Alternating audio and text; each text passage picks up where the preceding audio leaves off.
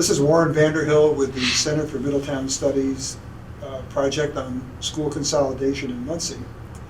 Today I'm interviewing Bev Kelley, a member of the Muncie Community Schools Board. The date is November 13th, 2014, and I'd like to begin by thanking you for participating in this history project. And I'd like to begin with a question I guess that for all the people who are part of the school board is a little bit of history, and that is I'd like to go back to the report that was done by the Blue Ribbon Committee, the Blue Ribbon Task Force on the future of the schools in Muncie, and ask you of what importance was that report with its, I guess, 80 or 90 recommendations to you as board members as you eventually began to talk about merging, consolidating Central and Southside? Well, I looked at that report and I thought it was a great report for, some of the people that were on the committee didn't really know a lot about the schools, so I think that they did a very good job of lining up what they thought we could do, give us different ideas on different things, and I thought it was interesting. Okay. As far as making my decisions on those reports, not really. No, not really. I didn't. I mean, you think about them, but you have to remember that those reports were way back here a couple of years, Right. and they didn't really kind of go along with what we had now because the numbers changed. Okay. But it was interesting with some of the different ideas they came up with. Yeah. Okay. When did you and your fellow school board members begin what I call seriously talking about what would ultimately be the closing of Southside High School? It came up in a board meeting when Mark Brookhart mentioned that we had to do some revamping of our finances. And the first thing that one of the board members said, well, it's very evident what we need to do. We need to close Southside. And that was said right off the bat? Right off the bat, yeah. And I thought, oh no, Yeah. here we go again. Yeah. Okay. So there was no beating around the bush or anything like that? No.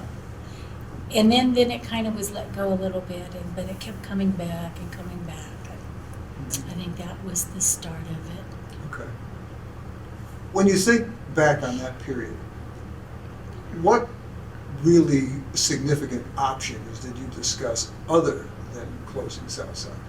What else could you have possibly done? You mean my opinion of Oh, what yeah, we yeah, could sure, have done? yeah. Well, first I thought we needed to look at the budget and see where we could cut, because that was basically what we needed. I'm believing it was like 1.5, 1.8 million that we needed to cut. Okay. And I thought there was things that we could have done without closing the school. When I looked at the enrollment of both schools and the capacity of Central, I thought, we're not there yet. That's a crowd, and I didn't want to do that to the kids. Okay. And my thought was the impact of the kids and the community. When I ran for school board, my slogan was always going to be for the kids first, Okay. the teachers second, Right. the parents and the community third, and the administration last. Because that's where I thought we needed to focus. Okay. And I thought, it's not time yet. We still have too many kids to close, when I thought there was other things that we could do. There were other schools, some grade schools that were in dire need of repair. Right. That there was other ways we could cut. Okay. Well, one of the options that people keep bringing up, and I'm sure you're very aware of it, is something called 712. Now, I'd like to get your perspective on 712. That's what I would have preferred to go to. Okay. If we had to do anything, that's what I thought would have been best, or 8 through 12. A lot of schools around the country are doing that, and it's working really, really well. Instead of taking the kids from grade school, then they have to get used to a middle school, and then have to go through a third school. I thought that was too many jumps. Okay. So you would have been, am I fair in saying you would have been in favor of a 712? Would have been in favor for 7 through 12. So you would have had elementary up through grade 6. And then at grade 7, you would have gone to Right. X, in this case, Southside. Could you have done that just from a physical standpoint as far as the facility itself, the high school room to accommodate the students? I mean, would Southside hold a 7 to 12? That's a hard thing to say without getting some people in trouble. Oh, no, But, we're fine on that, that's you okay. know, I did my own research. Yeah, You know, and I really thought it would have worked. okay. I thought, you know, you wouldn't have put any more kids in that school than what we did in Central by moving that many kids. Mhm. Because at the time, if I was remembering the figures, that it seemed like we had like 1,842 kids or 62 kids, something like that, at the end of the school Right. year. And the capacity's 1,900, and I said, there's no wiggle room there. Mhm. But some people said that we'll lose kids, and that was okay. Mhm. And I said, no, that's not okay with me. Mhm. I don't want to lose one child. That hurts the community, it hurts the kids that have to give up their schools. And financially, it crushes you when Right. you lose kids. And we Yeah. lost a lot of kids this last year. Mhm. I think I was told 600 and 600 that went to other schools? Okay. we lost about that many. Yeah.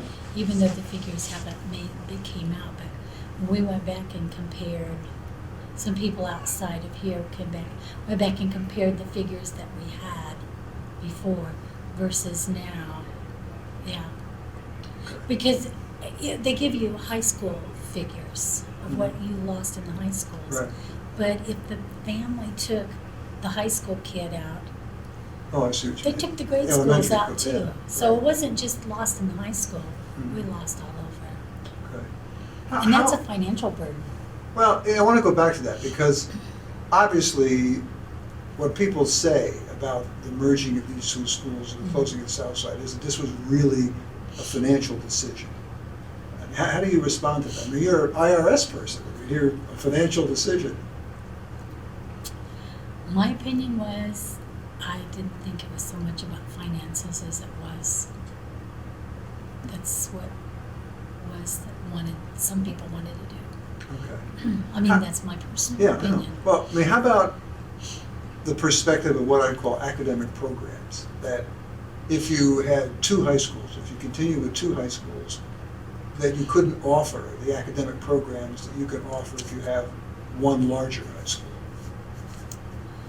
Well, when you want to do more of those academic programs, you've also got to remember, you have to have the room for them. Sure. And if you Yeah. don't have the room, you can't do the programs. Okay. And that was my thought too, because Right. you're crowding kids, you're crowding them. And where are you going to have your classrooms? My thought was if you kept the two high schools, or you made them 7 through 12, Mhm. then you obviously have to do something with those middle schools. Right. But if one school doesn't have as many students as the other, and these kids here wanted to come over here for those programs, give them a choice to what school they wanted to go to, Oh, I see. Southside or Central. Okay. So if you want to take a certain foreign language or something like that, you And could it go wasn't to- offered there, Go to the other school. you can make Okay, arrangements. rather than have them all in one place. Okay.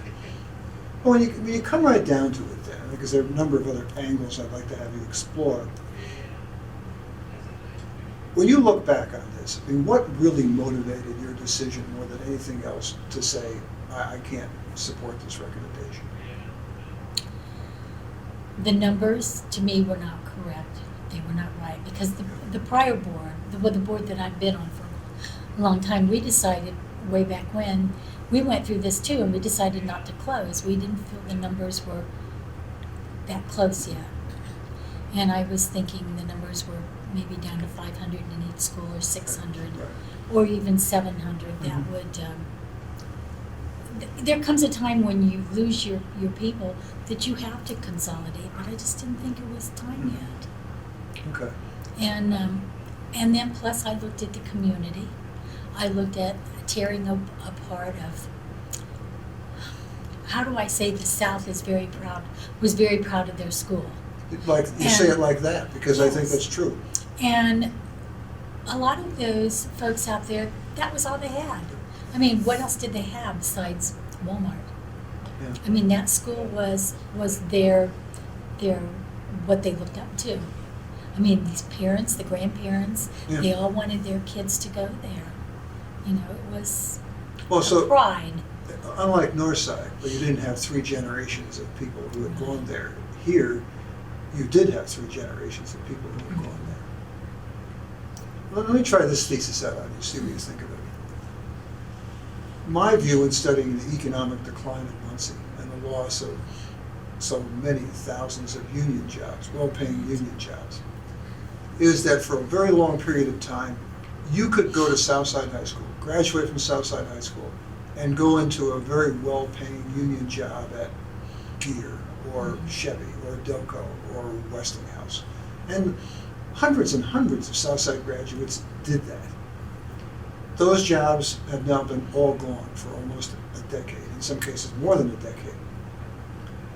And so here was Southside High School, the last remaining symbol, if you will, of what was the South Side of Muncie. And now people would say, oh, we're going to take that away from you too. Is that an accurate assessment of how Southsiders felt? Well, I'm not so sure about if they felt that way about the industry, because Okay. losing all of those factories wasn't just on the South Side. I mean, there were Right. people all over the Sure. city that And outside the basically city. lost their jobs. Sure. Yes. Yeah.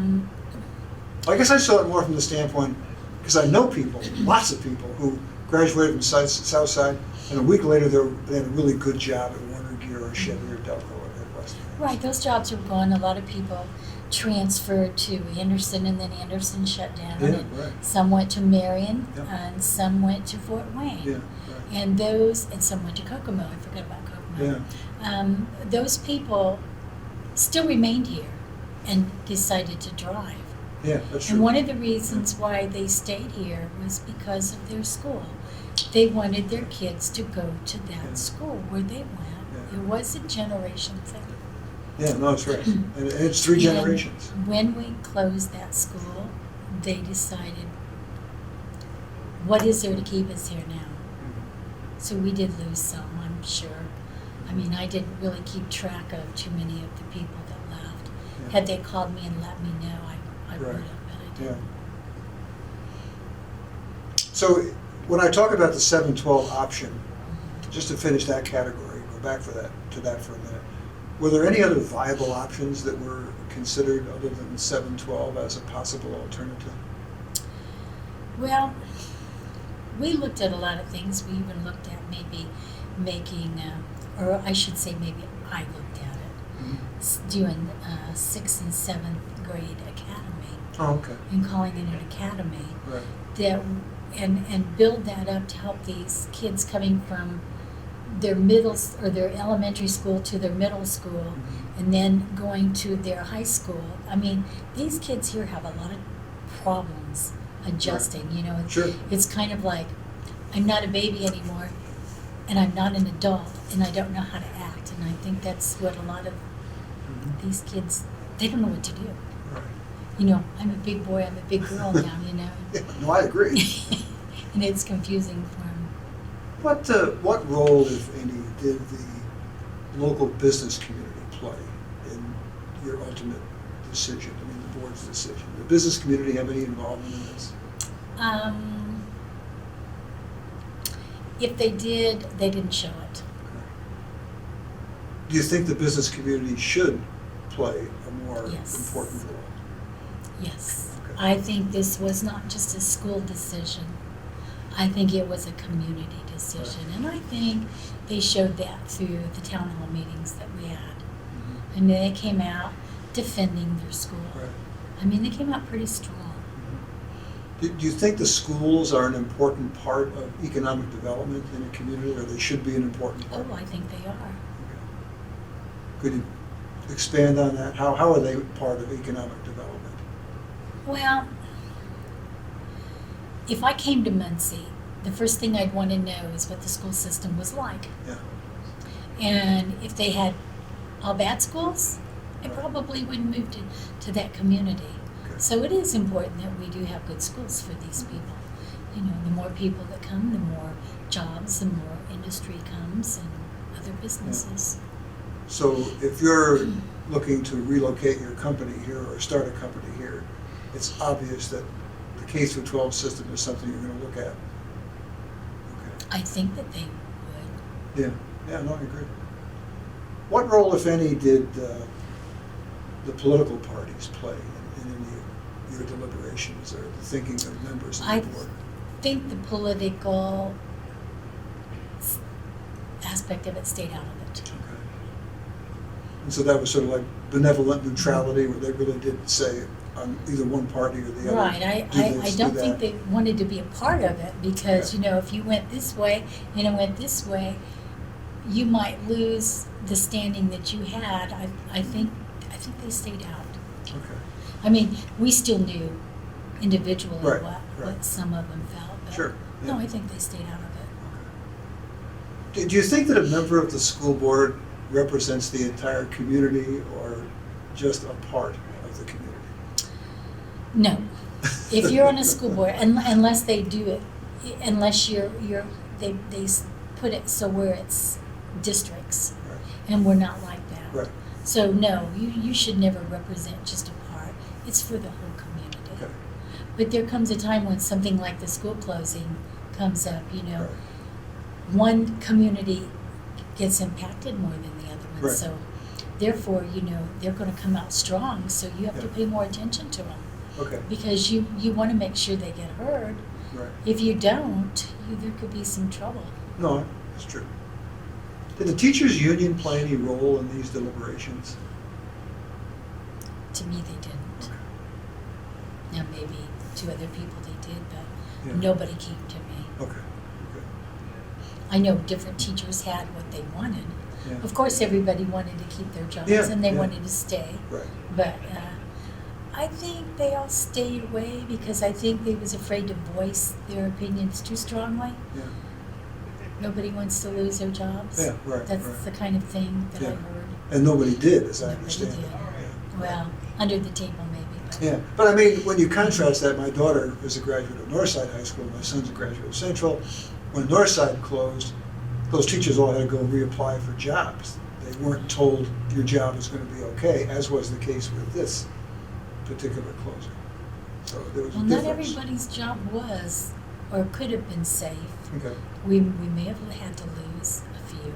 yeah, But once some of our teachers found out that we were going to close Southside, I think some of them already started looking for other jobs. yeah. I mean, you see the writing on the wall, and then you have Yeah. to take care of yourself. Well, sure, yeah. Self-preservation. What do you think now having a single high school says about Muncie's educational future? I think it's too soon. Too soon, okay. I mean, it's not been a year. Oh, okay. All You know, right. you have Okay. Yeah. to see where it's going to go. Okay. No, that's fair enough. What do you think having a single high school says about Muncie's economic future? I don't think it would be one way or the other. Okay. So you don't think that whether you have one high school or two high schools really At this means that? point. Yeah. I know that back when we were deciding this, that there were some people that were going to come to Muncie.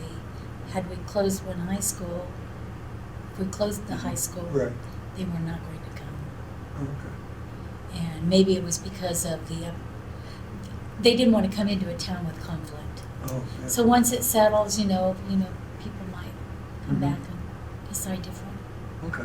Let me try a statement that a number of people have said to me that I've been asking all the board members about.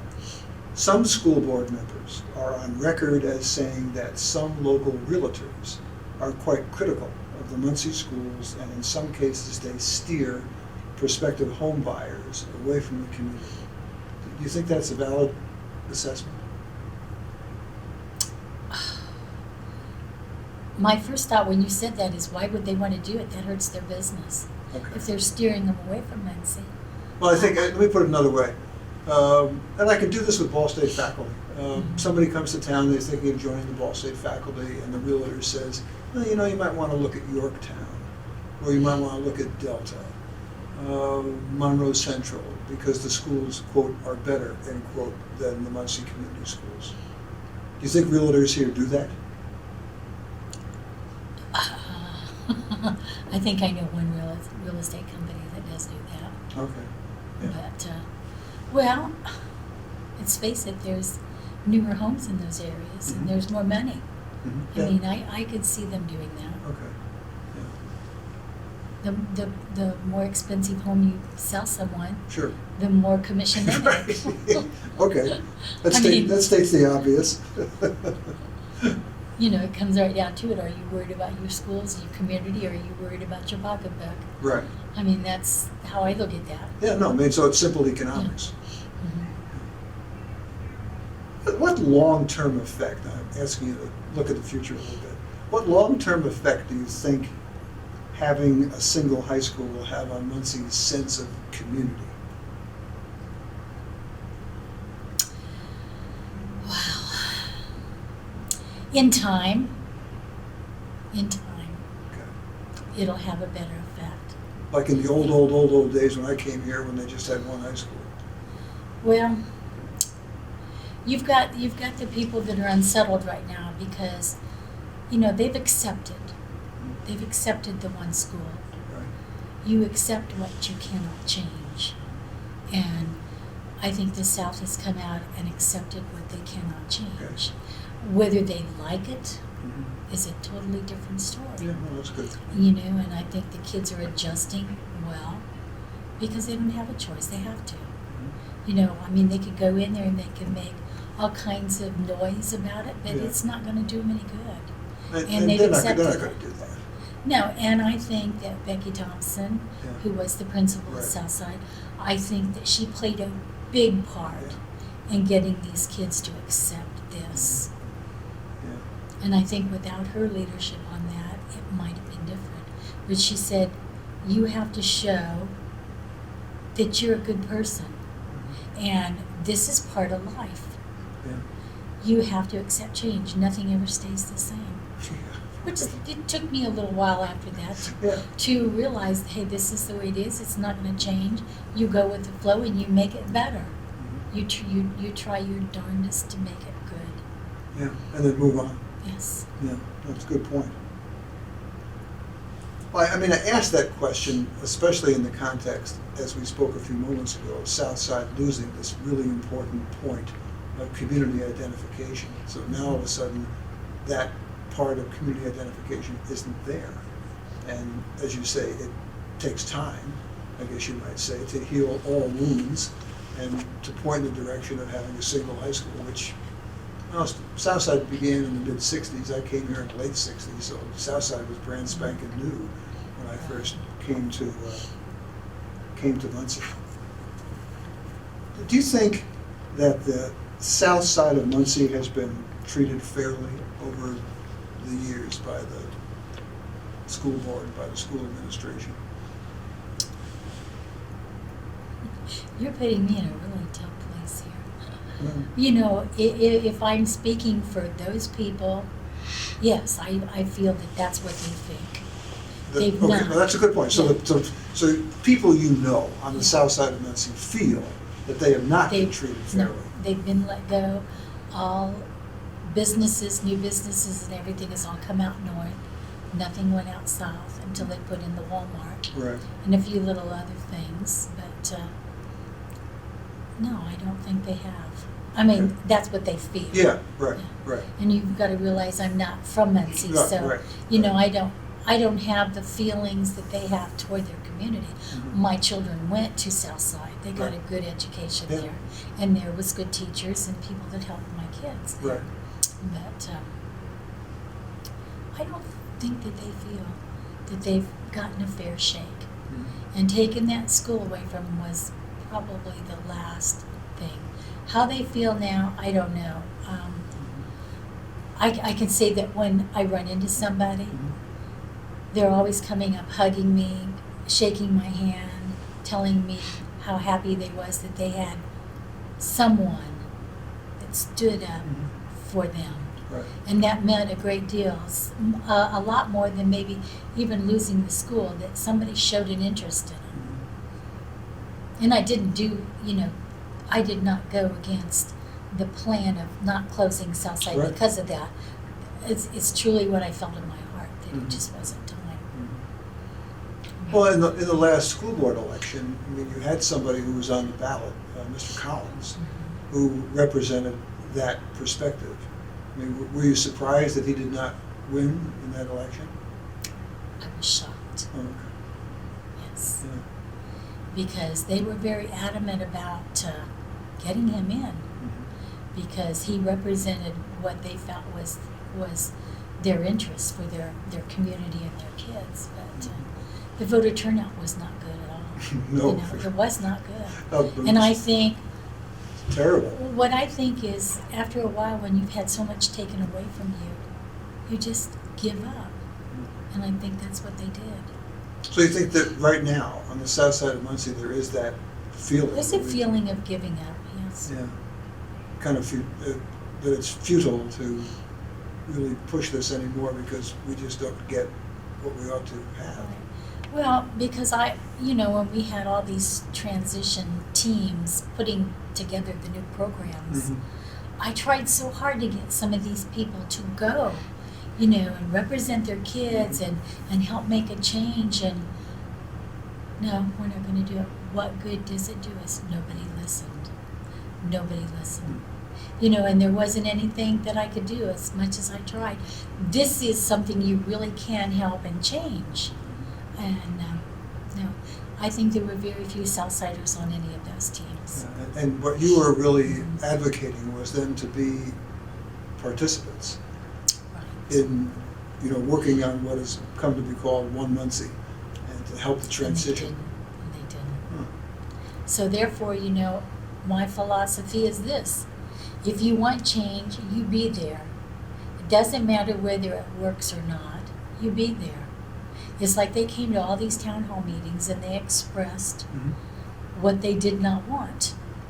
And they had a petition there was 1,800 people signing that petition that was presented at a board meeting. And I don't think anybody looked at that petition. Honestly and truly, nobody looked at it. I did. So if you're one of those 1,800, then you're going to take away from that they don't really care Yeah. what I say. Doesn't matter what we do. You say you listen, but they don't feel like this board listened to them. And then I can say that with 100% honesty, because this is what I was told. And I know that they said the same thing to the rest of the board members too. But when you're going down a trail, and that's where the trail's going, and you see the ending, there's no paths going off, and that's where it was going, and they could see it. What could they do?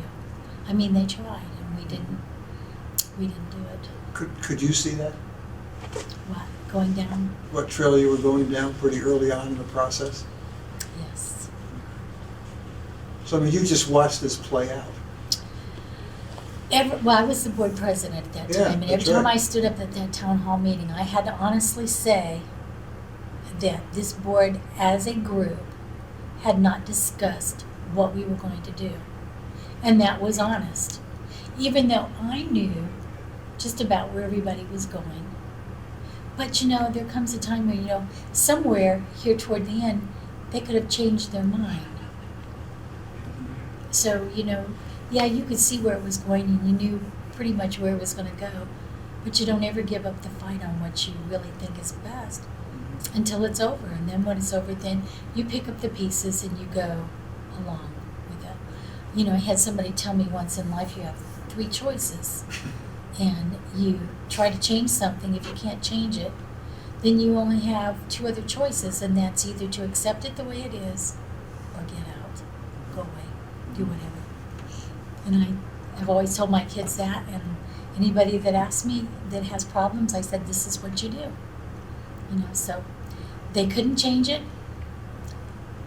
They either had to accept it or they left. And those that couldn't accept that change, they left. Did you spend much time, to use the great political term these days, trying to lobby other board members on behalf of your position?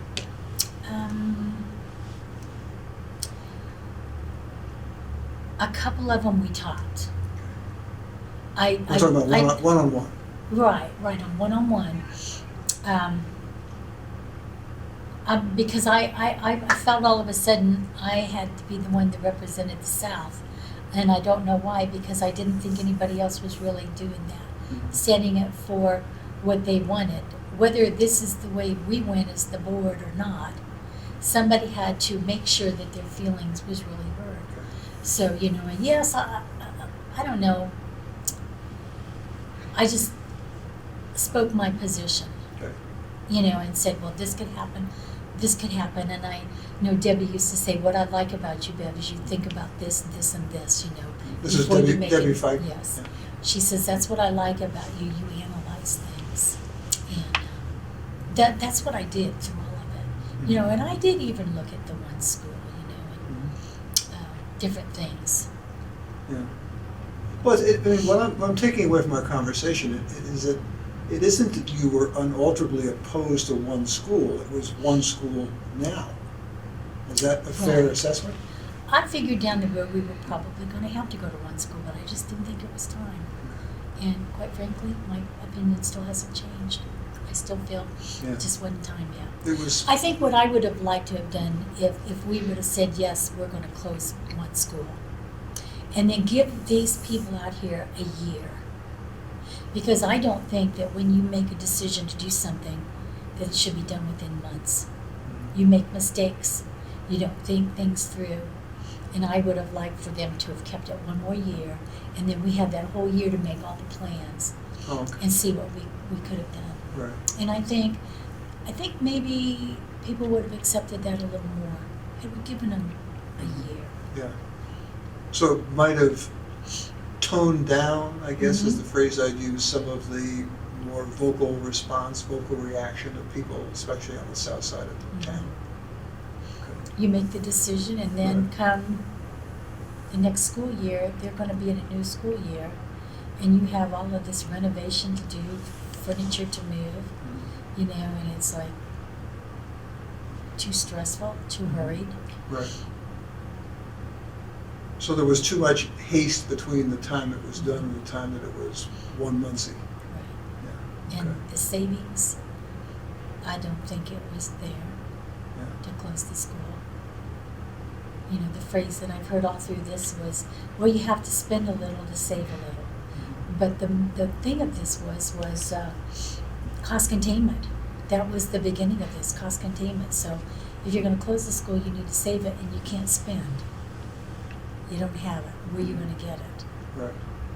So how can you take money and spend on something that you don't have? And then you get yourself in more of a deficit than what you are. Yeah. And now But you are now. we're in a bad one. Yeah. Bad. Yeah. So you've sort of solved one problem maybe, but you haven't solved a few other problems. Right, because we still have a lot of elementary schools out there that need a lot of repair. Yeah. We don't have money to repair them. Yeah. So, a lot of people said, well, maybe what you should have done was worked on the schools that needed the help first, that were bad, consolidated a few maybe elementary schools, and saved money on those. Got that in order before we did the other. The haste, I still haven't been able to fathom in my mind the haste. I'm a cautious person. Yeah. I think that comes from your profession. I mean, I'd like to think that people who work for the IRS have caution, or they should. You wouldn't portray that. Yeah, I think so. Because, people look at you, you hear bad things about the IRS. And, I worked in an office where I thought most of those people in there were pretty good people. Yeah. I thought we were nice to people. I mean, everybody has grouchy days. Sure. But for the most, I thought this office was fair to their people. Yeah. Now, if somebody did get their way, they might not thought we were fair, but, Right. Hey, you have a job to do and you do it. Yeah, that's right. Well, those are all the formal questions I have, but at the end of all these interviews, I give people the opportunity to add anything that you might like as, you know, sort of a reflective or concluding statement. Is there anything else you'd like to add to our interview? Well, the people that might see this, you know, I just want to say that I did think about all those people that lost their school. My heart did go out to them because I know what they lost. But now that it's done, we do have to work together and we have to make the best of it. We have to give our kids a good education, and that's number one with me. It always has been the kids first, the teachers. The kids and the teachers go together. Right. You know, you can't do one without Yeah, the other. right. And I'll never agree to laying off a teacher, because without those, they can't teach our kids. Thank you very much. Thank you. Appreciate it.